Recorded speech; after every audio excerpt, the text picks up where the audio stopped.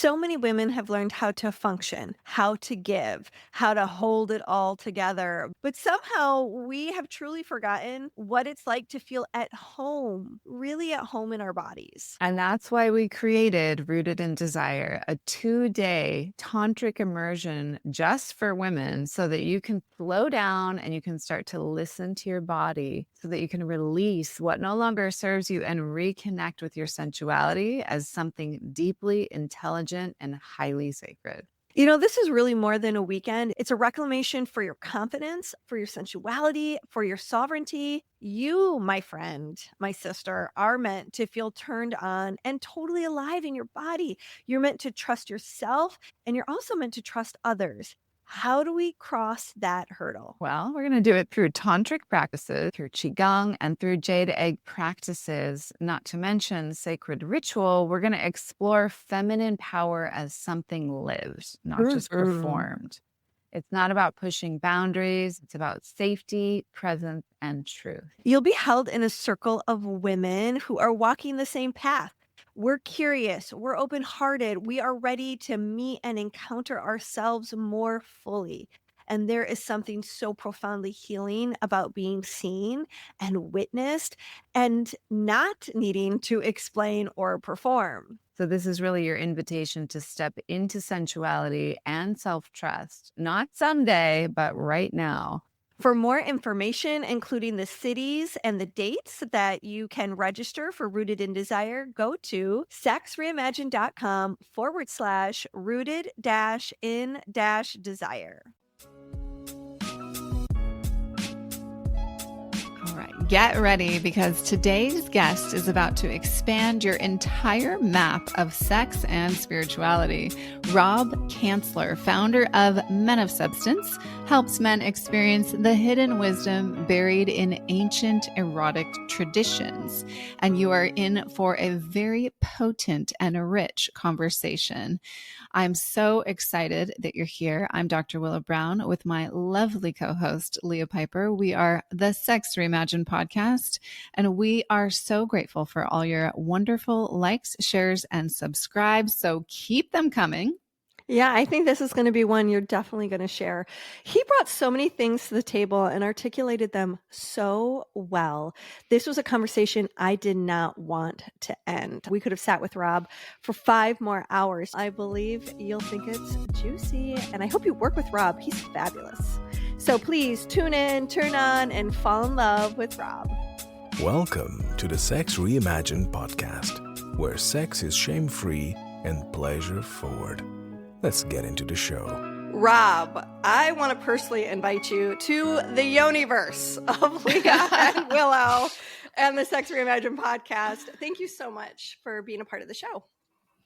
My pleasure. Thank you for having me. We're so excited that you're here, and we love to have the masculine wisdom, on how to open women. That's what one of the things we're going to talk about today. I mean, we need that so bad in this world. We need more men understanding how to open women, and also more women understanding how to open themselves. And so they kind of go hand in hand. And I'm sure you have a lot to share. Tell us a little bit about how you got into this work. Let's start there. Okay. Well, the tale starts long, long ago, Dr. Willow. Once upon a time. Once upon a time. In a land far, far away, there was a boy.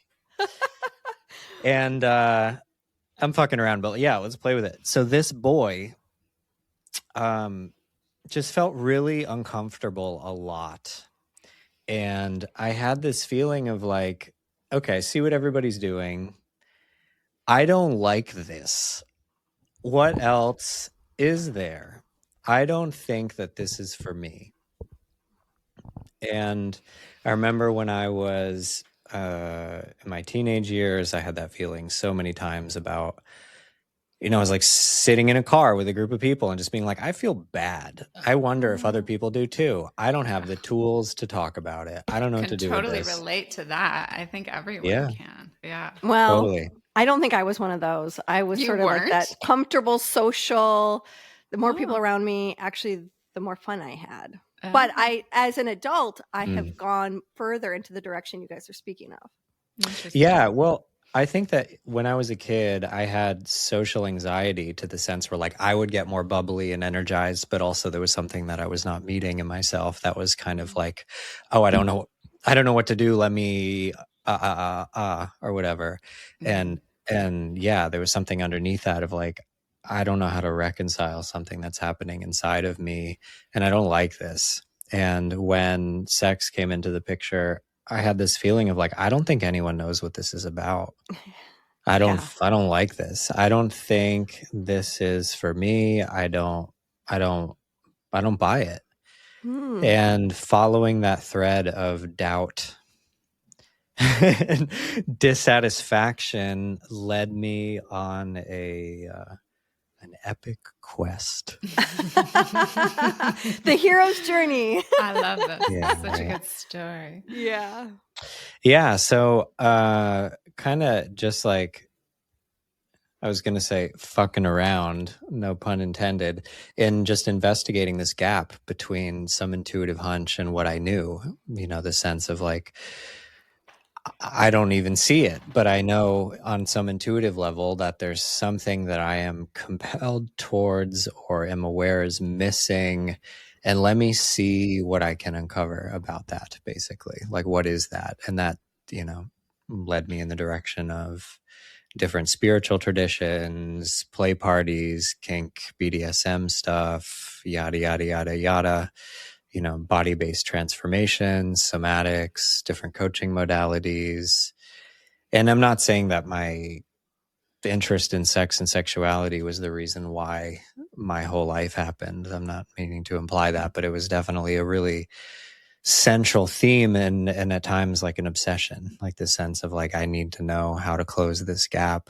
And I'm very bothered that I don't know how. Okay, so let me see if I've got this right. This discomfort of going like I don't buy this. This doesn't feel right. It's not landing. I think there's a facade going on with most people when it comes to sexuality. And it Mhm. was that feeling that led you to go, I need information. I need to Yes. go seek what the truth is. Yes. Whatever, like you knew something deep inside of you was saying Yeah. there's got to be something more. Beautiful reflection, Leah. Absolutely. Yes. This sense of like, even when I was having sex with people who were totally willing and, checked all the boxes, there was still something in me that's like, this isn't it.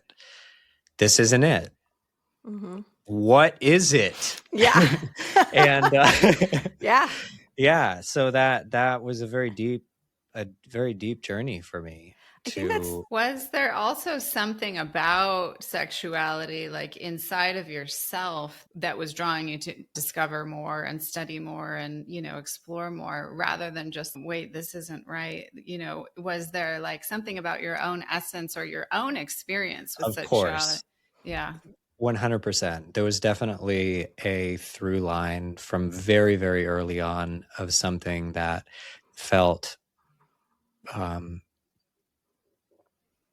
palpable in a way about intimacy and body intelligence and like a connection to something greater than myself and like something happening through me and flow states and something like deeply beautiful. And it was as though sex and sexuality was like the only domain for me as like an American male growing up to experience intimacy and to be able to reveal and explore different parts of my nature. And it was like, this is the final frontier for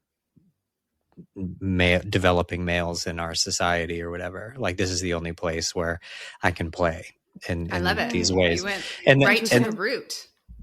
yeah, in the sense of like, I think like, for example, like homophobia and all kinds of weird frames about what is healthy masculinity and maleness or whatever play into that of like, okay, this is maybe one of the only places where it's socially acceptable and safe for me to explore these different parts of myself. So there was that. There was a lot of different pieces for sure. I think that's interesting because as a woman growing up in our culture, I feel like sexuality has been normalized for men. and like women, it hasn't so much been normalized for women to curate their own desire, to understand their desire, to go and really develop their desire. We're kind of handed this idea that men are the ones who want sex, so they're the ones who have to figure out how to have it. And at least I'll speak from my experience. It was like, okay, you can do me, but you got to be the one to know how to do me. I didn't know that I could learn to do me until later. And so when I hear you say this was like a place where there was permission as an American man, that's kind of how I'm summarizing it in my mind. Do I have it right? It's interesting. There's like a little bit of, this is maybe abstract or subtle, but I feel like we're still finding our alignment in the dialogue here and in hearing your reflection. A couple thoughts. I noticed one pop up here around how what you're describing sounds like a systemic theme where men are, like the assertive go-getters, and women don't even have their own desires, and they're just kind of passively along for the ride in patriarchy or whatever. And like clearly that doesn't really serve anybody. I think more and more people are waking up to the fact that that's shitty and nobody's having a good time. And I do think it's changing. Like, I certainly feel like I don't always lean into the patriarchy thing. I think it exists, but sometimes I feel like that's also a scapegoat. Like, for you know what I mean? I think that word is so sloppy. It's like, let's just put a big block on top of everything and have some anti-male sentiment sprinkled on our poor thinking and inability to look at nuance and sophistication, for sure. So I typically don't use that word, but it did come out of my mouth. It's just like what I would say is like the systemic transgenerational trauma that skews consciousness that we're all suffering inside of for the past couple thousand years, basically. You just summed it up beautifully. Or patriarchy. If you want to be. If you want to put it in one word, and all that comes with that loaded term, for sure. For sure, there's so much anti-male sentiment baked into these frames and into our world in general that I think is important to hedge against. And I typically don't really use that word. I can't imagine that I have on a podcast in maybe ever or a long time, but whatever, it happens. Yeah, well, it's interesting to parse it out that way. And something else that was striking me about what you were sharing about your journey into all of this is that you are younger. Has it been your experience too that like a lot of people aren't asking themselves the question, there's got to be something more to sex and I want it? It seems like a lot of people are interfacing with that longing inside of them more towards the middle age. And I'm always interested in people who have that longing at a younger age, because that's happened to me. I was a younger age. I was always the youngest person in every sexuality class until now. And I'm curious if your experience is showing the same theme. Interesting. I can say that like I've been the only male in a room of stuff related to intimacy 1,000,000 times. Oh, really? And then, I've also been in rooms where it's clearly about sex and there's like one woman there, some brave soul, right? So I've seen that a lot, and I'm like, dudes, you know what's going on over there? Like you should go over there. It's better. You need to be a little patient, but like that's a good arena for what I think you're interested in. What's it like being the only guy in those classes? We often find ourselves in those classes where there's like, there's one or two guys sprinkled in, and all the women are just like sharing from their womb space. And what is it like when you're immersed in that and learning from the feminine in that way? So many threads already. I'm just gonna surrender not keeping track of all of them and just be in the flow here with you. Like a feminine. Right. Probably like a female-led class. Right. Let's see. It's confusing and complicated when I think about it. Like the stuff that I experienced when I was young, it was a mixture of like, should I be more feminine? Do I hold this other pole? I'm so cool. I hope that they like me. Like all kinds of different things happening for sure. Yeah. Well, there was something that you said, Leah, that I want to circle back to if I can. Let me see if I can grab it. So my desire, or like my doubt, my dissatisfaction, taking that seriously is something that like, I mean, like I think that's a burden that you'll be blessed to bear, that feeling of dissatisfaction. And I think that I can speak to the male experience and what I think men need to hear pretty directly, because it's something that I've lived through and something that I've focused on a lot professionally.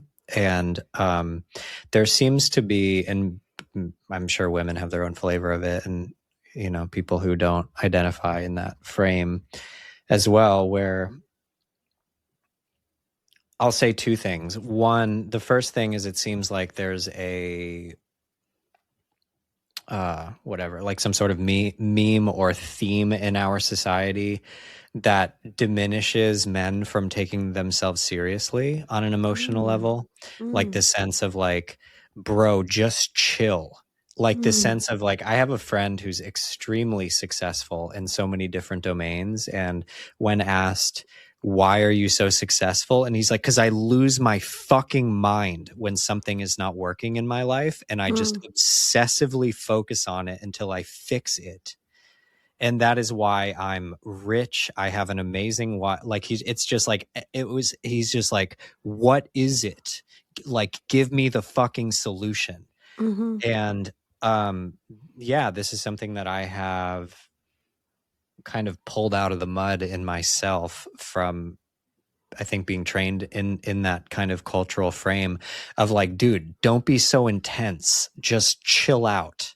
Or whatever, like this sort of frame that I think is encouraging men to just like derp around and scroll on Instagram and play video games and watch porn, when there's a part of men that wants honor and integrity and a beautiful life and a meaningful contribution and something that is incredibly beautiful in the way that they express themselves and live their life. That there's something in us that is mobilizing our creativity and our whatever boundaries, whatever words I might want to say. And we are living inside of whatever, this transgenerational thing where it's almost discouraging people and like rationalizing that inherent part of our instincts away. And this is why I think it's a good segue to frame that. Like, I think about sex and teaching people about sex as being fundamentally about integrity. That this is, and not integrity in the sense of it being about ethics or morality. Historically and etymologically, that word meant wholeness or being intact, like integration, integrity. It's the same root. Yeah. And the sense of like, if you don't handle your sex life, maybe you will never feel whole. Like this is actually fundamental. It's not like something else. It's like, no, you're not in right relationship with your nature unless you attend to this and figure out how to succeed in this domain of life. It's fundamental. I love that. I love that perspective. It's actually very Taoist. And in the Tao, we say sexual energy, Jing Qi, is the same as your essence. So like what I'm hearing you say is that when you're really like cultivating your sexuality, paying attention to it, growing it, evolving it, focusing on that, you're bringing your full essence to life. Let's take a quick break. Hey guys, what would it be like if you could last 10 times longer when you're having sex? We are going to teach you how to gain massive confidence as a lover, all without performance anxiety, gimmicks, or prescription. This course is perfect for you if you've ever been mortified by a sexual encounter that ended way too early. Or if you've ever avoided intimacy out of fear that you won't last as long as your lover desires. Or maybe you long to give your partner multiple orgasms but can't last long enough to make that a reality. Well, good news, we've got your back, and it's in our course, Last 10 Times Longer. Go to sexreimagined.com/last the number 10 x longer. And for all of our favorite listeners out there, we are giving you a discount, 20% off, y'all. Just put in podcast 20, all caps, podcast 20, to get your 20% off of this phenomenal course that you're going to want to review more than once. The link is in the show notes. We cannot wait to see you inside this course. Plus, don't forget, we always got tons of bonuses. See you there. Yeah. Yes. Yeah. Like we are fragmented. We are inherently disintegrated. There are certain fundamental parts of ourselves that we're not including in our lifestyle. And I think this is represented in our culture as people feeling like, okay, I'm me and I have family values. And then I have this thing that I cannot get away from that feels like a fucking demon or a werewolf, and I cannot help it. And I'm compelled. And now I watch really hardcore porn and go on these tears where I do drugs and hire hookers. It's just kind of like, yikes. Like maybe that's not really what we're trying to accomplish here as individuals or as a society, and the externalities, like the external consequences of this disintegration systemically are very dark. And there's so much pain in these different kind of like pressure release valves and scapegoats in our society, rather than like what would it be like as an integrated tribe or society where our sexuality is a part of the fabric of our reality. You know, like this is big. It'd be a whole different world. Yeah, it'd be a whole different world for sure. I feel like too there is sort of a epigenetic addiction to pain, because there's something about the pain that we are co-creating in our lives that brings us into presence. Like, oh my God, I can really feel that. Boy, that doesn't feel good. That's painful. Our brains orient to like, what's not working, you know?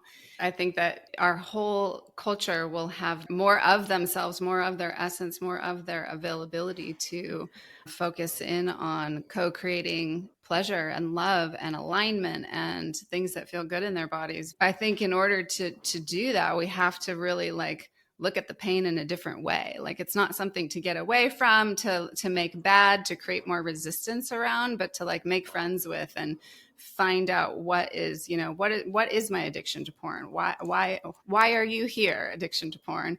Why are you here? You know, masculine energy, no matter what our gender is, that keeps me reaching for whatever addiction it is, sugar, you know, alcohol, whatever. And that can give us like, those are the little nuggets and those are the little pieces of medicine that help us flip the coin. And I feel like we're in this time right now, which is so exciting. I love what you're saying, Rob. It's just like, we're in this time where we have a lot of resources and tools and we have the option to choose something different. Yeah. Okay. So there's a whole lot here. I'm taking notes because it's starting to get like real dense. And I said two things and I only named one of them. So I wrote down what the other piece is and we can circle back. But to respond to what you just said, at least partially, I think that so many people, maybe, I don't know, maybe most people are kind of like in the mud with feeling like they just feel bad and they don't know what to do. And they're just kind of trapped inside of the rat race, Netflix, dopamine reward cycle thing, right? And people are just kind of buried in that, and their relationship to their essence and to their instincts and what they really care about is so buried. It's so buried. So I think maybe some people hearing this may resonate with that or think of someone in their life who's in that sort of state where they're clearly not doing well and the life that they're leading isn't what they want. But what do I do? And what I think that you're saying here is like, I'll pivot actually. I think men need to be and feel competent as a fundamental core value of masculinity itself. And when men cannot be and feel competent, it is fucking devastating. And when men are in a situation where they cannot succeed and they do not know what to do to change that, they're crushed. So then they just bury themselves in distraction and avoidance and energy leaks and integrity issues, because to just sit in the fire of like, this is completely not okay and I can't do anything about it is it's terrible. It's a terrible thing. And nothing worse than to feel impotent, you know? Yes, and for impotence sure. is such it affects men at a level that is not as relatable for women. Yeah. It's so full on. And I think the amount of encouragement that men need sometimes is so little to just be like, this is not okay. Like, get off your ass. You matter more than this, and you Okay. can change, sometimes is not very much. It's sad how little support and reflection and straight talk a lot of guys have received of just like, get up. Like, this is not okay. You know, I Yeah, like remember we one. need more of you. We need more of your Yeah. soul Show and up. your heart and your Yeah. mind Yes. and your Yeah. everything. Like, come Everything. on. Yeah. Like, The this is world not needs okay. you. Yeah, look Exactly. around. This Yeah. is not okay. And you can change, and you're loved. And there's nothing. Another thing too is that like people don't want to face what they've been doing because they feel ashamed. That it's Right. like, if I start to take responsibility for my life, I'll admit that I've wasted the past 20 years, and I'm not willing to do that. So I'm just going to bury my head in the sand and like la my way to death. To Did avoid. you just say, Rob, that men don't need a lot of encouragement to transform Yes, and they change? don't. They I want to don't. highlight that for It's everyone amazing. out there. I think that I've seen it happen many times where, like, for example, once I was having a conversation with a guy who was like, oh man, it's whatever, it'll be okay. And I was like, it will not be okay. It will not be okay. This plus time equals something that is absolutely not what you want. It is not good for you. It is dishonoring of your family. Like, it's like it's just so like, no. And it's like, well, fuck. And That then they're makes me like, think and of we're like here to help you. Makes me think of the 1 degree of change. You know, Yeah. if a ship is on course in one direction, but they change 1 degree, they're going to end in a completely different spot. So it's like, it's these little pieces of shift and encouragement. And I really feel like that is such an art form. You know, it's definitely an art form that I've had to learn and develop, especially working with men around sexuality, because, you know, so many of us vulva owners out there, we're like, but they're not doing it right. They're doing it wrong. And when men are met with criticism and judgment, that doesn't work. Right. No, so it's like, how can we find the thing that is working and highlight that, focus on that? Is also very Chinese medicine. What in the body is working? Let's fortify that. You know, let's fortify what is working in someone's life, really highlight that, and then take them from that place. I mean, this is all genders, right? This is even like the fundamentals of trauma healing, where it's like entrainment can happen from body to body and in a field, but it is often what occurs is like there are coherent cells and tissues in your own body, and they're right next to the parts of your system that are overwhelmed and isolated. And I mean, I think that's too much. That's not the thing to get into right now, but I want to circle back to the second piece, and then maybe we can talk about how to open women. Oh, let's get to that. Well, I've got to surmise some of this, you guys. So let's hear your next thought, and then I need to kind of bring it all together. And then we'll switch.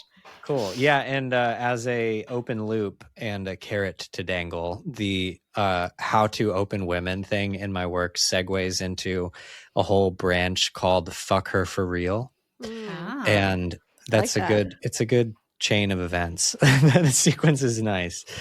So cool. Yeah. So the other thing that I was going to say is, it seems like a lot of people, and specifically there's a unique flavor of this for men, where men feel like it should just work without them learning about it, or, for example, learning how to communicate effectively with their partner about their needs so that they can help their partner, help them get their needs met.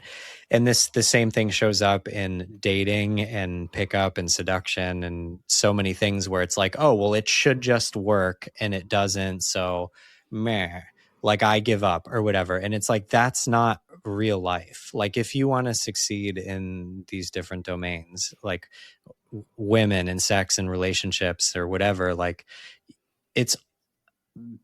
you should not expect success. You should not expect the result you want if you do not learn how to get it. And it's like, this is it's so weird how this seems like it's like a mind virus in the heads of so many men, almost this Disney movie fantasy thing of like, oh, I should just grow up and then I meet a girl and she loves me for who I am, and then she sucks my cock every day and it's just kind of like, it's like, yeah, probably not. That's probably not what's going to happen. Yeah, Disney didn't do any of us any services. For sure. And I know that women have their own experience with this too, where, I think that what happens with women is they're just kind of like, well, if he doesn't meet my needs, then like he should just know, so fuck him. And it's like, yeah, maybe that's not going to work either. So, I think that there's a whole lot here to look at. But, one thing that one of my mentors, teachers, whatever, in the pickup world had said in an interview where a woman was like, so basically you teach guys how to talk to girls. And he was like, yeah, okay. And she was like, well, that's really creepy. And he was like, do you know what's creepier? Guys that don't know how to talk to girls. Totally. That's great. So true. Okay. So lots of things have been shared. One is like how pain, especially emotional pain, can create avoidance, where we just bury it and we don't look at it and we're afraid of what it means if we've been avoiding it for years and years and years. And then the shame arises and we just kind of keep going down this descending spiral. And then that in some ways we're not making space for masculine intensity, for men to be able to be intense. And like we're still in this chasm where women still feel threatened, I think, by a lot of male intensity, whatever the story is, whether they've had an experience of it or not. There's some sort of conditioned response that says men are dangerous. And they so are. I can't open. Men I can't are open. dangerous. I can't open. Right. Men are. So there. Yeah. What Men if are we could dangerous. embrace that male danger and find eros in it? Which I think there's another place for like the conversation between men and women. Like, where can we find the sexy in the dark masculine? Where can that be such rich turn on? How can I get off on a little bit of the transgressive? I mean, I'm at a point in my life as I study more and more of like kink and BDSM that it's like, I want those transgressive elements. I want some objectification. I want to be so desired that you're going to take me. But 25 years ago, was my system prepared to open to that? Honestly, I don't think so. I think I needed more of like the beauty of sex. And it's at this age that I'm really craving to make sex dirty again. And so I think it's not like one or the other. This is where I think Willow's contribution to like an art form that like as people, wouldn't it be wonder if our culture valued teaching us more of these art forms so that we don't have to go without. We can have the beauty of sex and we can make it dirty and transgressive in a way that opens each system authentically. Which basically boils down to attunement, like being attuned to yourself so that you can be attuned to the other in moment to moment. Well, it is about attunement, but I think it also has to do with capacity, like the context actually having capacity. And I think there's great value in men's work, because I think a lot of men, it's like you cannot expect women to hold that if you've never moved it before, if you've never touched those parts of yourself. You need men who are not like literally in physical danger because of these ranges of you. Like I think it's really important when we think about like there's so much suppression and just self-mistrust is at the ground of literally everything is self-mistrust. So if you're like bottled up with self-mistrust and fear of your fiery ranges and your darker sides forever, yes, you can be in an incredibly robust relational dynamic where you can let that move, but that is totally unrealistic for almost everyone until it isn't. And the things that make that happen, there's many, and we can talk about them in detail because they're not vague or ambiguous or unclear. It is completely clear what those things are. One of them relates to doing work like that's a vague word. Let me see.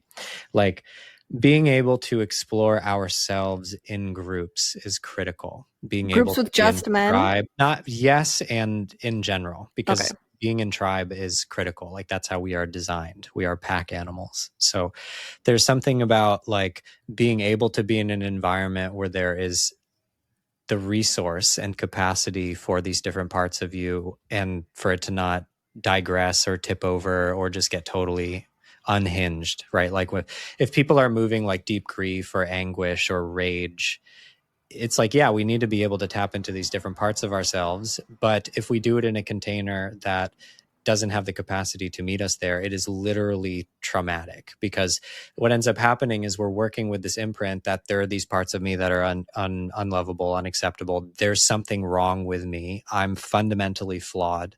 And when I bring certain parts of myself online, it's too much, even for myself and everybody around. And then I'm alone and I get the feedback that there's something wrong with me.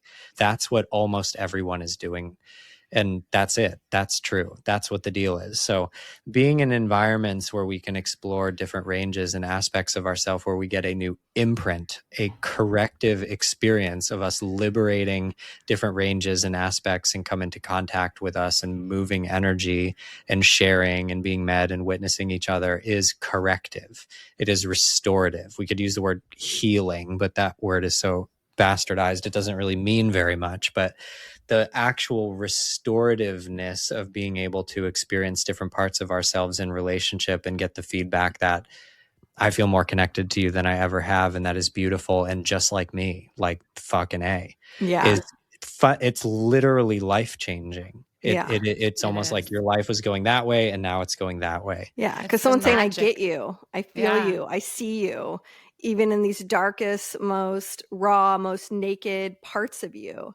Yeah. You know, something real quick, if I can make this point, something was really interesting I saw on social media. I haven't had a chance to look at the show or the episode, but Oprah just did a show, and the big hook was one out of 7 men doesn't have friends. Like, there are so many men who don't have male friends, who are not in friendships. And the highest suicide rate is middle-aged men who have been divorced. So you see a lot of men who might have families and have been married, then they have a divorce. Half of everything's taken away from them. Their ex-wife is pissed. Their kids are pissed. They have a job they don't like. They've just lost most of their money, and they have no one to talk to. And so when I think about this topic, I really do think about male isolation. And I don't think many people are aware of how big it is. Yeah. I mean, I was just going to say, where are the people who are standing up and saying, hey, come with me? You know, you're not alone. You don't have to be isolated. There are people here. There's a whole new world that can bring you back into this fold, so you can feel a sense of this wholeness, this integrity that you speak about. Yeah, I wish it was more visible. So and it brings up how integrity, if we think about wholeness, we are pack animals, as I said. So it's like wholeness is about tribe. There's no way around that. Yeah. You cannot experience a sense of wholeness and not look ecologically. That is not a thing. That is delusional. That is literally not how human beings are. There's no way for you to be in right relationship with your nature and to be whole if you don't have relationships with other people. You cannot do that. That's how so you it is. can't be a great lover if you never talk about sex, and if you don't have anyone to confide in, and you don't have anyone to share your experience with, and your breakdowns. So we're kind of getting into territory that I think we can lay some stuff out that may be really helpful for the listeners here, because what ends up happening is, like, when people start to try to move the needle and having a better life, better relationships, better sex life, they're so ill-equipped and under-resourced that they're just buried. And again, the sense of like, it's devastating how incompetent I am and I don't know how to succeed in this domain. So I'm just going to go play video games because I have no idea how to have a good life, and it's breaking my heart and I don't know how to deal with that. And now it's just a vicious cycle and it just keeps stacking and stacking and stacking. How do you get out of that? Mm-hmm. Like in sex, for example, it's like to even have enough resource where we can start to communicate with one another. And for example, the open communication with a partner can actually facilitate something happening. We need more foundational resource for that to work. It's like we need more ground under us before we can even do anything with an opportunity. Like we don't have the skills. We don't have the foundational skills to understand how to be in community, how to be in relationship, how to be in bed. How do we get out of that? How do we do it, Rob? Tell us. Yeah, well, this is a good segue. The program that I run, Men of Substance, which is more like an umbrella with many different offerings underneath it at this point, is a download of the foundational pieces that men need to be able to not just get out of the mud, but to have the best sex humanly possible. And that's not hype. That is real. And I can explain what it really means in a way that's not abstract. And maybe that's what we should do now. Do it. Cool. So let's see. We're encouraging you. Did you see? A little encouragement. Yeah. Goes a long way. Get ready, everyone, for what's next. Rob is going to lay it on the line. Yeah. I do want to bookmark that encouragement piece because I do have a question around that, but we can circle it at the end. I want to hear what you have to say on this first. Curious. Okay. So yeah, we could set it up like this. Men want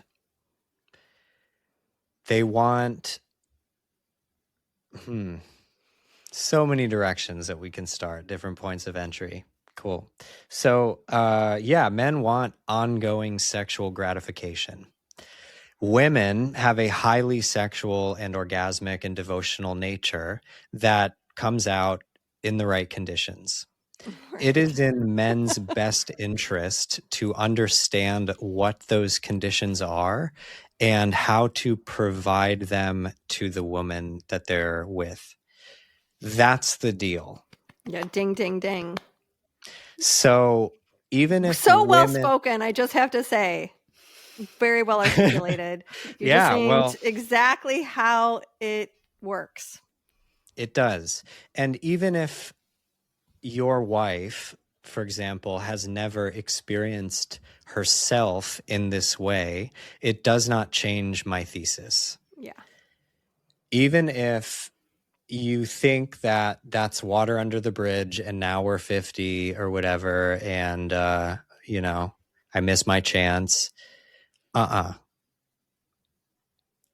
also want to add, have not seen, even if she has pursued her understanding of these nuances and the conditions, it still doesn't mean that he must also learn this for himself, because I could know it for me, and that still doesn't mean my partner will know it, even if I explain it 8 times to Sunday. I think your thesis still stands. So yes? yeah, so that's a layered thing. We can unpack that, but maybe we'll circle back. We'll add that to the stack of the two things to circle back to. So I would say that so this is really big, and we're getting into the more technical parts of the context. Let's say where what men need to know is that there are 2 distinct arousal pathways. There are 2 distinct arousal pathways in feminine sexual opening and orgasmicness. One of the pathways is related to downregulation and related to the notion that perhaps the nature of feminine embodiment is orgasmic fundamentally.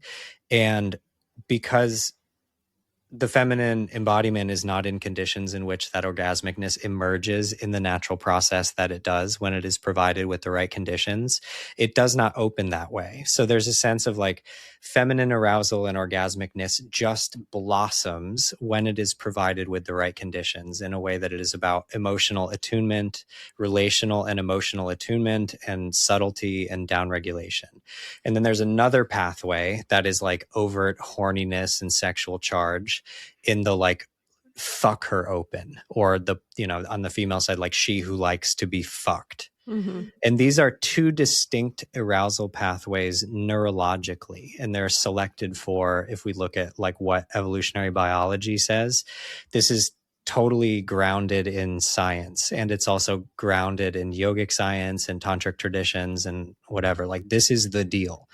There's a third way that is a dynamic integration of these 2 pathways, but basically we have a downregulated, subtly oriented, emotional opening that allows the depth of feminine ecstatic conductivity to be the predominant thing that is occurring. And then that completes itself in, I won't even say what it completes itself in. Like, well, that it goes somewhere. Yeah, right. It creates a circuit.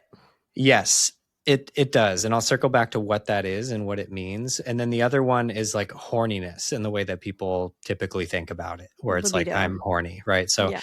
we'll zoom out, like just kind of take a step back and make the frame a little wider and look at a question that I investigate this because most people don't even understand what sex is at a fundamental level and what sex is for. So in my work, this is something that we look at just to lay out what is the context. What is sex for? What are we even doing here? Why are we talking about this? Why are we talking about this? And we can look at, there are 10 different reasons of what sex is for, why people are interested in it. But then there is an underlying force or an underlying movement in the natural world that we could simply define as what sex is for is the completion of the sexual impulse.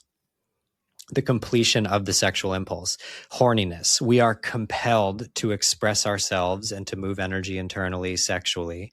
And that's just a part of being alive. That's related to embodiment. We are compelled. And we could say like, yeah, that's the desire to procreate and to bond. Duh. And it's like, not really. It's more complex than that for sure. And if you understand what the completion of the sexual impulse actually is about, you're in the game of something that is utterly profound and will change your life and is the most exquisite thing you'll ever know. And most people do not understand what the completion of the sexual impulse is because they're addicted to intensity and peak orgasm, and they don't get it. That is not the completion of the impulse. That is the depletion of the charge that mobilizes the impulse. Peak orgasm is Say not, that again. Peak orgasm is not the resolution or the completion of the impulse. It is it is depleting what mobilizes the impulse.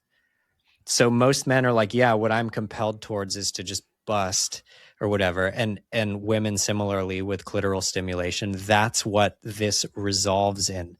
My tension or my frustration or my is a peak orgasm. No, it is not. That is not what that is. That is a fundamental misunderstanding of human sexuality. And the alternative is that we learn to sublimate that impulse. That's an important word, to sublimate that impulse past. Like if you're going down a road that's 100 miles long and you're trying to get to the end and you get to exit 2 and you leave the road, you're not on the road anymore. So the sense of like, I don't know what exit 3 is, 4 is, 5 is, 6 is. I sure as hell don't know what the end of this road is, because every single time I go down this road, I get off at exit 2. I have no idea. Right. It's so people are completely unaware of what human sexuality actually is, or at least what it could be, whatever, if we don't want to frame it absolutely. So this is super confusing and it requires education because, again, it's not just, okay, get in the game because we are so off. That does not result in something meaningful happening. It doesn't. It's like, oh, get out and relate with people. We're like, I tried that. It didn't work. It's like, well, yeah, because you don't know what you're doing and that's not your fault. This culture is fucked. We've never learned. So are you saying that that's the difference between like biological impulses, procreate, right? Like we're all wired for that as compared to conscious sexuality? No, that's not what I'm saying. What I'm saying is that, and that's a great question, and that's the question in the airwaves. So it's great that you bring it. What I'm saying is that the reason why people think that that's what's happening is because our bodies are oriented towards contraction and fear. When we are stimulated, when there is more arousal, when there is more charge in our nervous system, we tend to seek relief because we do not have the capacity to sustain charge. So it seems like I just have to come, because what's actually happening, the subtext of that is my body does not know how to sustain more charge. I do not have the capacity to experience myself. Right. So I will get out of that right? And there's many things. I think that Willow, you were kind of pointing to this a little bit, where we start to run into what Gay Hendricks calls the upper limits problem, which basically means I don't feel safe to experience pleasure and success. Fundamentally, on an identity level, I feel like I'm going to die or something bad is going to happen if I have a good time. And this sense of like, can we actually expand into sustaining success, abundance, and good feelings in our bodies and in our life is something that, believe it or not, most people's entire reality is dictated by these unconscious beliefs. And when we flip them, life is like a downhill stroll relative to this kind of feeling that we're just sabotaging. 100%. Exactly. Yeah. Self-sabotage. I imagine so many people have experienced this that, you know. Well, I think there's like a driving force for state changes, right? It's why we're all dopamine chasing, which is what leads us to a lot of people to masturbate to get relief, or to eat to get relief, or name the poison. Conflict. Yeah. It's because we want to get out of what we're feeling. Huge. Yeah. We need a state change. And these are easy go-to state changes. Well, yeah. Yes. But you're certainly not only talking about that. There's this whole other path of like, can you increase your capacity? And really the electric, I mean, to me, I go back to circuitry in the system. Like, can you increase your ability to run more energy? Which means being able to stay in one place and be in presence with it. Find out and who breathe you are. and sound. And there's a place in sex where there's self-actualization experiences through sex, through arousal, through pleasure, through connection, through intimacy. But if you can't hang in there, then you're going to miss the boat. If you can't walk yourself to certain levels of vulnerability, because it seems like at the edge of all of this, fear is being deeply seen and to be found out that you're not lovable, you're not worthy, there's something wrong with you, you're really gross, there's something broken, shame, shame, shame, and more shame. I don't want anyone to see that because I don't want to be rejected. I don't want to be left alone. So we keep on putting facades. And sex in its nakedness doesn't just mean you're naked physically, which is hard enough sometimes when you hate your body, but it also means emotional nakedness. It means all this nakedness. And nakedness can be very confronting. So to summarize, this is the edge that we're playing with, is can you show up and hang there? Totally. And be with. Totally.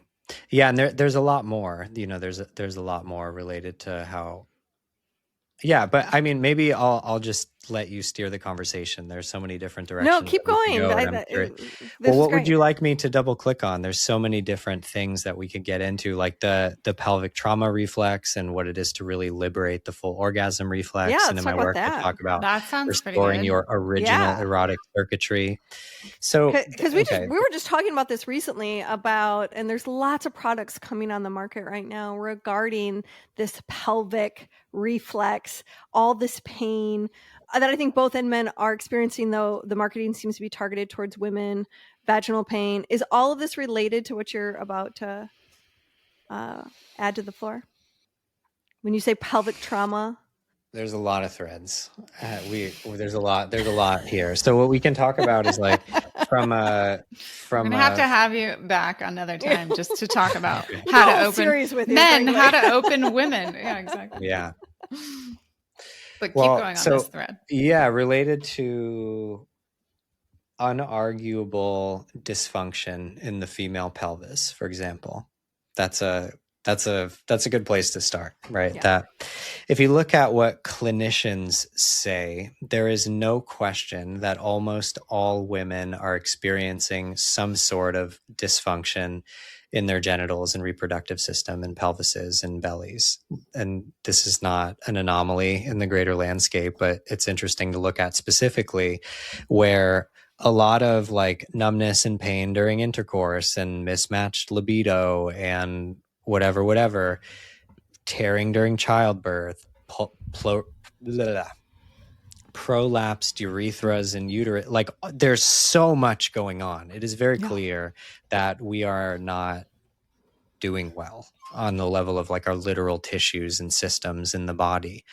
And it seems also clear that like when women are addicted to their Hitachi wand, it gets worse. Right. So this is evidence of a theory that is super uncomfortable for people to hear, especially coming from a man, that this is not what you think it is, and you got famoosed by feminine sexual empowerment narratives about your vibrator. And that's uncomfortable and confusing. The sense of like, oh, I should be seeking how to have a clitoral orgasm as some sort of stance of empowerment in my life is like, yeah, maybe we need a little more nuance in this conversation, or you're actually going to harm yourself and impact your sexual life and your well-being, broadly speaking. And this is not different for men with their addiction to pornography and their masturbation habits, for example. Like, so to wrap up the female thing, like dry and dead nerves and fascial adhesions, and as I mentioned, prolapsed urethras and uteruses and blowouts during childbirth, and all of this sort of stuff is like, something's off, right? Clearly. And this is not like I have a theory. It's like this is clear. And the thing with men, similar, evidentially, that when men spend, from age 12 to, 20 or whatever, and then probably forever after that for a lot of guys, just like aggressively like shoving their cock into their pelvic floor over and over again while watching hypernormal, extreme sexual behavior in a very bizarre relational context, that is programming their physical bodies and their nervous systems in a way that is highly consequential and limits their function and their ability to experience pleasure and sensation and orgasm and ecstatic conductivity and Right. Erectile yada, yada, dysfunction yada, yada. and premature ejaculation is on the rise in staggering numbers starting at very young ages. It is shocking when you look at the data. Totally. But what do you recommend for women in terms of how to heal physiologically regarding these dysfunctions that are ruinous? Yeah. Yeah. I would say get help. And who you can hire recommend? me and Leah. I'm aware of a lot of pelvic floor therapists and all sorts of people, and the success rate isn't all that high, to be honest with you. I don't know that there are a lot of great interventions that are readily available. I think that there are different lineages that are completely legit and reliable, and there's tremendous reliable care available. And then, as with basically the entire medical industry, female pelvic health care is a ghetto, and so is everything else in the medical system. So, yeah, find the right. That's how Do you it think is. It's more of a somatic issue than a physiological issue? For sure, no. I think it is literally the tissues in your body. Okay. That literally, and there's a correlation, but I think it works in both directions. That if you're doing the energetic, psychological, somatic work, but you then have to touch, it will be easier. But you also need manual therapy, like literally somebody to help you unwind all of this stuff that's been going in the wrong direction for, in many cases, for generations and generations and generations. And then we learn how to organize our bodies. It's epigenetic, and it also is, we become entrained and we model the people that we aspire to be like, and the people that provide safety and security for us as little ones, where it's like you model the way that your mother carried her, the way that she organized her body and the way that she moved her hips and the way that she organized her uterus, and all of these things that are even more subtle is something that we entrain into. So maybe it is epigenetic, maybe it is field entrainment. It doesn't matter. There are clear patterns happening through lineages. That's super interesting. I think where I struggle with this theory that you're laying out with is so many women have not prioritized pleasure. A lot of that is due to social conditioning. Everyone else comes before them.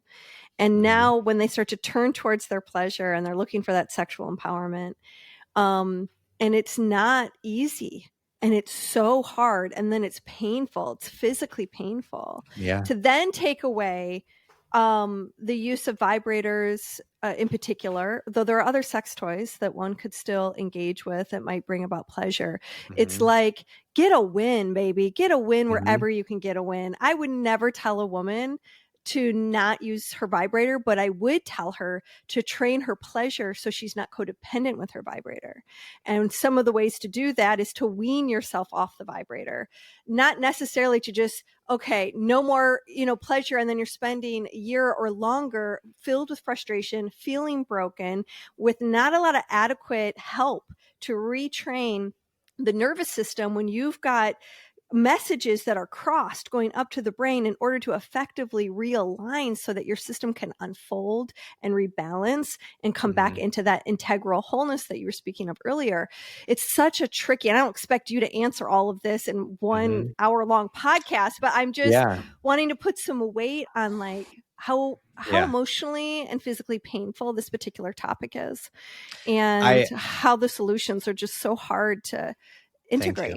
Yeah, I appreciate you highlighting this, because I in no way mean to be harsh or to not speak with compassion about the reality of what it is like for so many people, for sure. Yeah. And I also think there's a point where we might want to stand for like, this is not serving you.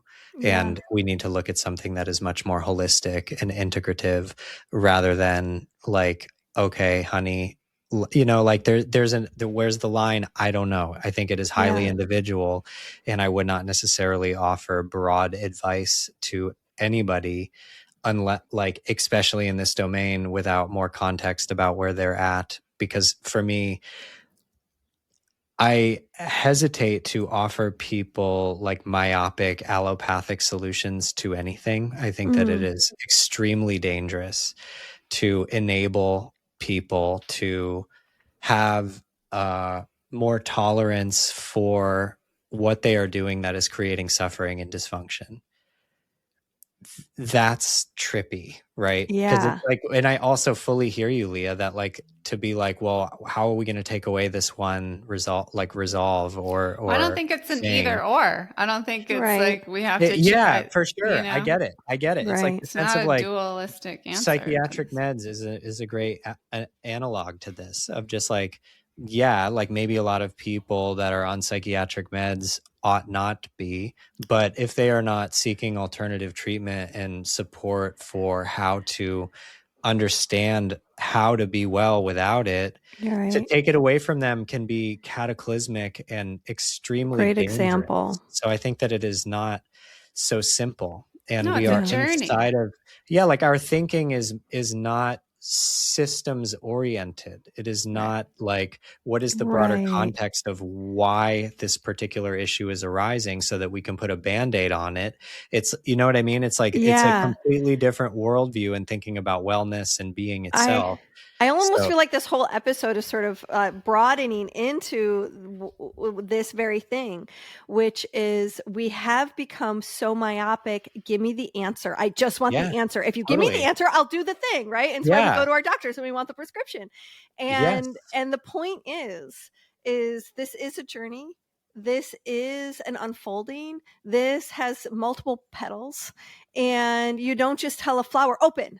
Why aren't you open? Yes. You allow it to get enough sun and water and appreciation. I literally use this exact analogy. And it unfolds. Analogy. It's a whole lifetime of discovery. It's a perfect image. I love that. And I use it so much for the nature of feminine sexual opening specifically, of just like, for a flower to open, it needs conditions, it needs time, it needs enzymes, it needs like the nectar flowing through the stem and sunlight and soil and microbes and it is there are conditions in which this natural process occurs, and if you take those conditions away, it impacts the natural process. So the investigation is, how do we create the conditions, to tether it back to how to open women? How do we as men or whatever create the conditions where women open into the kind of beings and sexual partners that we would most enjoy selfishly and would be best for them? That this is the investigation. Like, this is not just for women. We are not separate. This is one thing. We are one thing. So how can men find that out? Like, how can men start to learn this, like creating these conditions? Like, what do you got for our men out there and our women who want to pass it on to their men?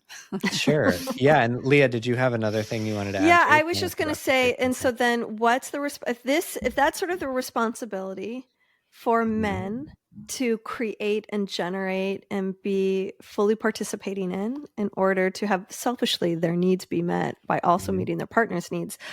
Is there like an opposite way? Like, what's women's responsibility towards men?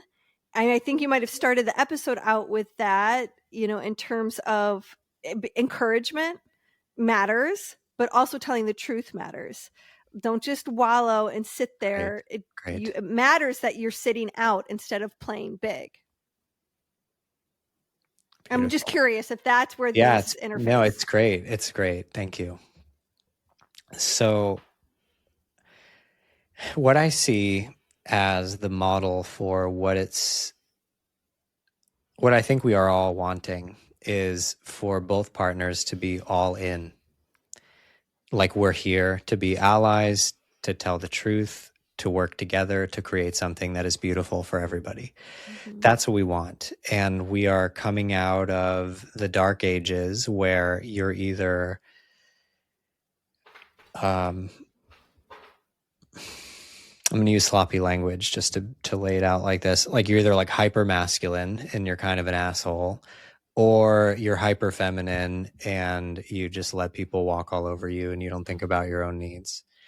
And there's a trend in our society that seems like it's encouraging women and people to go into this kind of hyper individualistic mode of getting over here. That's not it. There's an integration in the middle that Terry Real calls loving firmness, of being like, it's not passive. Sometimes it's very direct and like grabbing your fucking partner by the collar and being like, you will listen to me now. This is important. We need to work together. I love you so much. This is not working. I need this, this, this, this, and this. How can I help you? We need that as a society so much more. There's a quote by Terry Real that I'm going to probably paraphrase. Maybe I'll get kind of close. He says something like, oh, maybe I have it written down. I was just thinking, yeah, how about that? How about that? Literally right here. Amazing. Perfect. How handy. Yeah. This is so good. There's absolutely nothing that harshness does that loving firmness does not do better. Nice. There's absolutely nothing that harshness does that loving firmness does not do better. Ding, ding. If you're a dog trainer, if you're a parent, if you're a hostage negotiator, if you're addressing political conflict, whatever, right? It's like, we're not here to be passive. We're not here to be tyrannical and to seek to have power over. We're here to have power with. I love that kind of restorative justice frame, right? Of really looking into how do we actually come back into integration where we are working together to accomplish a common goal that serves all. That's what people are missing. That they're like, that asshole, I'm going to fucking tell him what it is and go stand up on a soapbox and yell at him for being a bad feminist. And it's like, good luck, honey. Yeah, that doesn't work. And you're going to die alone. Yeah. Right. That's why virtue signaling doesn't work. Yeah. For real. Like, that's what happens. Right. And it's like, it happens for men too, where men either just get totally passive and it comes back to the sense that I think everybody kind of gets into like, well, they should just know. No. Yeah. No. Yeah, you have we need to co-educate, co-create. Yeah. Totally. Yeah. We got to work together. We got to work together. Well, there's also a piece of like, you have to get clear. And getting clear isn't always easy. Like when it's really concise and you can grab them by the scruff and go, look, Yeah. like Yeah. this is not working for us. And Mhm. I need this, this, and this. Man, when you can say that with clarity, it Mhm. lands. But when you're spaghetti sauce, and all Yeah. you know is that something Yeah. isn't working, and it could be this, or it could be that, or it could be this, or it could be Well, that. that circles back to your Therapy. pelvic floor. You know, like Yeah, a and lot also of the network answers thing and are in the support. tissues. Yeah. Mm. Well, interesting. I wasn't thinking, that's not where my mind went, Willow, but that's an interesting point. And like what I would say is also like people need help. People Yeah, need just help. goes down. They This need comes back help. to the tribe. You Totally. need the people around you to help you, and they need your help. And Yeah. so we don't have clarity. We have to have our community to hold us and to reflect back to us, and And so you we can know, see for ourselves. all of the ladies listening out there who are like, I do need help. I do pelvic floor with women on Zoom all the time, and it is pro fucking found. And they get the answers they need, the clarity they need, and they go back to their relationships, and shit changes. It doesn't have to. You don't even need to have someone in person. Like you just need guidance on how to get into your own tissues. It's great if someone else can do it. It's much more relaxing, but there's a lot of help out there, and there's us. We're right here. So just reach out. Nice. Yeah. I was going to say like, yes, tribe and community is really helpful. And also people need professional support. And Yeah. the, also just kind of like echoing a lot of Terry Reel's language because it's top of mind right now. He says like, how do I know that you need help? How does somebody know if they need help? Because you can't do it on your own. That's how you know. You know you need help when you can't do it on if you your keep own. cycling in the same thing and like things aren't changing. Yeah. Yeah. Okay. I want to wrap us up, and I want the men to know the resources that you have. So I want the men to How be can able they to work with find you, like get some free info from you, get some, lower ticket. How can they? Yeah, we have a free gift. Step into your world. Yeah, totally. So I can mention that the bedroom compass is a good way to really look at what are the building blocks of great sex lives, to really like look, just like demystify the whole thing and like what is this made out of and where do I stand? So that is a useful tool. But what I would really recommend is I do a masterclass called How to Open Women. Ding ding ding. And yeah, go to that class, everybody. Thanks. When's the next one? I want to go. Well, we have a recording that people can just get at any time, and we also run it pretty regularly. So I don't know exactly when this will, but just find me. I'm not hard to find. There's information available online of what I got coming up. What's your website? robkancler.com. Plain and how simple. do you spell Kancler? That's Kancler. Perfect. Yes. robkancler.com. Men of Substance. There's a program called Fuck Her for Real. Yeah. I want many different things. Now, wait, do you have a directory of the men who've come out of that course? Because that would be really useful for the single women out there. Yeah. Yeah. This is something that I think it's pretty interesting because like matchmaking and dating and all this kind of stuff is interesting, where I saw a woman posted on Facebook like, hey, I have a friend who's back in the US for a little while and he's going to be in this town. And he said that he wanted to go on some dates. And her vouching for this person, the comment thread was off the fucking rails. Interesting. It was ridiculous. Cool. And it was just like, and it's to say that like women are so hungry for men that have the capacity to meet them. They are so hungry. They're so eager. Mm-hmm. And a lot of the men that I work with, a good majority of them are in long-term relationships. So yeah, but there's also a lot of single guys and people who are, start a directory, open relationship. And do you only work with men, Rob? No, I do. I work with couples, and I don't have any things that I'm offering to women specifically right now outside of couples work and one-on-one work, which is full and waitlisted anyways. So it's not really possible. But a couple months ago, it was really weird synchronicity, super strange, where I had probably 20 people in 1 week reach out to me and be like, hey, what's the girl version of Men of Substance?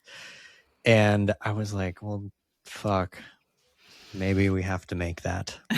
Yeah. Yes. You should Next noodle on on that your- and make that go. I have, yeah. Working title is Women of Essence, which I think is a I good. love Oh, that. that's a Maybe nice that'll happen. compliment. I'm a You got big great fan of that. titles. Yeah. Yeah, and yeah, I've spoken to several female colleagues, and it seems like in 2026 we're going to launch that program, and it's awesome. And as people can probably tell, I'm really interested in giving people tools that will help them holistically. It's like, this is not cheap, this is not allopathic, this isn't some like hypey bullshit. This is something that will actually help you live in right relationship with your nature, and the full range of like horny fucking and like deep tender lovemaking and exalted spiritual experiences, and understanding the actual embodied building blocks of that and the mindset and top to bottom. Cool. So that is what we offer. If you feel called, what I always tell people is like, if you feel the pull, then check it out. Yeah, right Awesome. on. Well, Rob, what a delicious conversation. We could talk to you all day. I want to pick this back up again soon. Thank you so much for being on the show. Really, really fun. Totally enjoyable hour. Awesome. Same. Yeah, thank you for so having me. much. Appreciate you both. Such a pleasure. Okay, our friends, you know that the show's not over. We've got the dish coming up, so stay tuned. Now, our favorite part, the dish. Well, delicious. My soul I just know. loves those kinds of combos. I know. What a deep, powerful, rich conversation. It went in so many different directions, and it was like, very, very potent, I would say. Yeah, I didn't want it to be over. I mean, there were so many little percolations, so many different threads. What was your favorite? I mean, I think just the way that he's looking at how men and women both can co-support each other, like how men can learn how to open women so that they can actually get their own selfish sexual needs met. I mean, hello, this should be taught in junior high. I mean, this is what sex ed should be from the very beginning. Like, look, young boys, you have this drive, you've got this thing between your legs that's got you screaming in a direction of satisfaction. And I also loved how he kind of pulled apart, like, yeah, those quick clitoral releases and coming orgasms that we're all sort of like addicted to, and we think of as what's the goal of sex.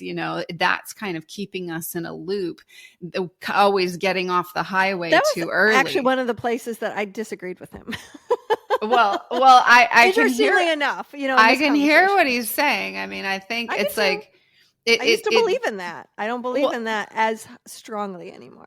Well, I don't think it's an either or either. I think there's nothing wrong with a quickie. Like, that's what we always say in our work. There's nothing wrong with having a good clitoral orgasm or a ejaculatory orgasm. Like, don't throw the baby out with the bathwater, but you can stay on the highway longer. Yeah. There's more to discover. Like, not everyone is going to be interested in the sexual evolution. It's not a part of their karma or dharma or anything else. Well, like, then they're not probably ever not going to here. study tantra, right? They're never going to look at conscious sexuality. Should they? Yes. Will they? No. So do we need to, convince people that they should? I'm giving up on that quest. Well, let other people figure it out. Well, I don't think I don't know if it's about convincing people that they should. It's just like that. I think what he was saying is like that there is so much more, and that is a fact. True. And so to stop getting in the to learn how to get out of the loop of like satisfaction, done, next, it's right. Like you can discover so much more of your wholeness and bring so much more of your essence to the world, which we do need from individuals. We need people who are not just in their addiction patterns all the time. And I agree with the concept and specific context when we're talking about that particular issue. Like, if you are settling for only having that relief, if you're settling for only being able to orgasm with a vibrator, if you're having all sorts of dysfunction and you're not looking at what you're using that could be making the dysfunction worse, are you willing to try all these other things that could be what's limiting your ability to have these transformational cosmic experiences that are available to you through sexuality if you're just settling for fast food when there's actually a gourmet restaurant that's on your block. Wake up and discover it. It's And available. invest a little bit more So in like yourself. that, I'm on 1,000% right on with everything he's saying. Where I get a little where the conflict arises for me is, man, it's so hard to get a win sometimes in life. Like sometimes just do the thing that works. And I've just worked with so many women who beat themselves up because they still need a vibrator in order to get off. And then they try and they try and they try, and then they never get the pleasure. I'm like, fuck that. Do what works. There's nothing wrong with a vibrator. You don't have to shame yourself because your Hitachi works. Like, do what works, but broaden your menu. And if you can't broaden it because one thing works too well, okay, then wean yourself off of it. Explore for a couple of years. How much time do you want to invest? It's okay to be frustrated. Can you stay in frustration and not want to kill everybody around you? Like, so all these nuances, right? But I noticed when he said that part, I was like, ooh, them are fighting words in certain rooms filled with women. And I wanted to voice that, and I'm glad I did. And I felt like his response was really great. Mm-hmm. Absolutely. Yeah. And I just think, what he's teaching and what he's sharing with men is so incredibly valuable. And I just really want, all men to feel like they know how to get the win. When he was highlighting the fact that for men, when they feel incompetent, it is so soul shattering. I mean, you can really feel that when a man is like, fuck, I don't know how to figure this out, whether it's in sexuality or finances or success or whatever the fuck it's like in. Who family. I am is not welcome. Yeah. It's like, it's so debilitating. And I think if they have a map and if you have a map for sexual success, look, you have a map for success in anything, and I'm using that word success, but it's really just like to get your needs met. I think success is a good word. Yeah. To feel like you got to win. I mean, I think this is under talked about, that our fear of male intensity. And, like, what if there was a space for a man to really explore that? And what I really hear from him is that there needs to be rooms with men for him to cultivate that in a way where you can get feedback. And I think also women need to like open up their sense of I'm safe. Safety is a door that opens on my side. Right. And I can also handle a man's intensity. I don't need to be so trauma triggered that like men can't be who they are. Do your work so that you can build your capacity to be with men in their primal places, because guess what? There's a gift in it for you. There's so much hot eros. There's so much being left on the table. Yeah. And I also like that he said, like, you can't just walk through any door. There are different doors that your psyche and your nervous system is ready for. You can't go into door 10, without first testing door 1. Can you at least handle door 1? Right. And if it's so uninvestigated because you're a man and you've never let yourself even get in touch with that, no wonder women aren't attracted to you. Yeah. Because the nice guy doesn't win with women at the end of the day. Yet we need our intense man to also be nice. So it's so confusing. I really feel for men.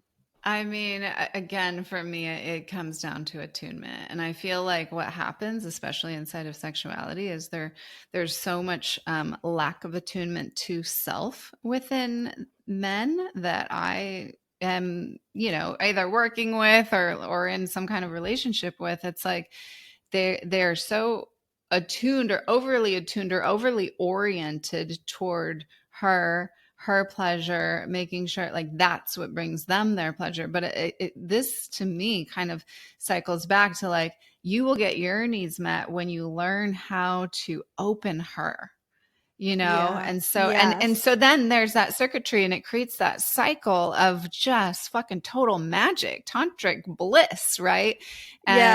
And it does require, I think, for a lot of men to learn how to attune to themselves.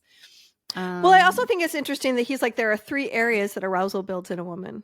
There's this being Yeah, met those emotionally. were interesting There's the points. physiological thing that's all science backed, and then he mentioned the third thing, which I can't remember right now. Well, no, it was up-regulating and down-regulating. Down-regulating. Yeah. And the third one was the combo of the two. Yeah. And so I've never really heard anyone quite speak to it that way, which was really interesting. Yeah. I could see like a lot of women are going to need that relaxation and that down-regulation in order to open, in order to be met. Whereas like other women are just like, fuck me now, and so I heard this story the other day. A friend of mine was coaching this woman, and she met this guy, and she's been struggling, just like when long-term relationships, she has them, but the sex always fizzles, or she'll be dating someone and the sex is really hot, but nothing else works. And, and she just goes on and on and on. And he, in his opinion, she doesn't take a lot of accountability or responsibility for what she is bringing to the table that is creating a lot of men not wanting to commit to her long-term.